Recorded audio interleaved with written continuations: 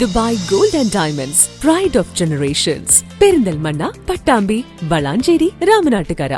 വൈദ്യുതി ചാർജ് വർധനവിനെതിരെയാണ് കോൺഗ്രസ് ഓങ്ങല്ലൂർ പഞ്ചായത്ത് കമ്മിറ്റിയുടെ നേതൃത്വത്തിൽ സായാഹ്ന ധർണ സംഘടിപ്പിച്ചത്.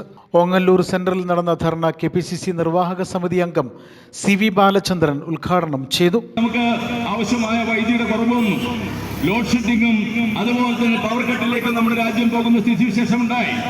ഉടനെ കേരള ഗവൺമെന്റ്, അന്നത്തെ പിണറായി വിജയന്റെ കേരള ഗവൺമെന്റ് ആലോചിച്ചു ഇത് പരിഹരിക്കാൻ. വീണ്ടും ഉമ്മൻചാണ്ടിയുടെ ഗവൺമെന്റ് സ്വീകരിച്ച മാതൃകയിൽ നമ്മുടെ അന്യ സംസ്ഥാനങ്ങളിൽ നിന്ന് വൈദ്യുതി വാങ്ങാൻ തീരുമാനിച്ചു. വൈദ്യുതി വാങ്ങാൻ തീരുമാനിച്ചപ്പോ അന്ന് നൽകിയിരുന്ന കമ്പനികൾ പറഞ്ഞു, കഴിഞ്ഞ ഉമ്മൻചാണ്ടിയുടെ ഗവൺമെന്റ് കാലഘട്ടത്തിൽ നൽകിയ അതേ വിലയ്ക്ക് ഇനി ഞങ്ങൾക്ക് വൈദ്യുതി നൽകാൻ കഴിയില്ല. അതിന് ഫലമായി എന്തുണ്ടായി?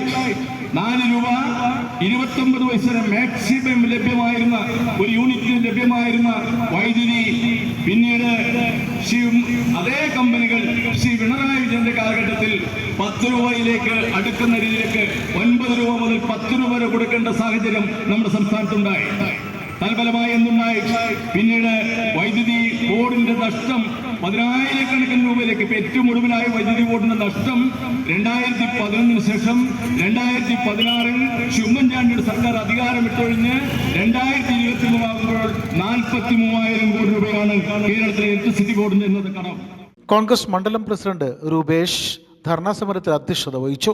നേതാക്കളായ KR Narayanaswamy, advocate Ramadas, ET Ummer, PK Unnikrishnan master, CP Ravi തുടങ്ങിയവർ ധർണയിൽ പങ്കെടുത്ത് സംസാരിച്ചു.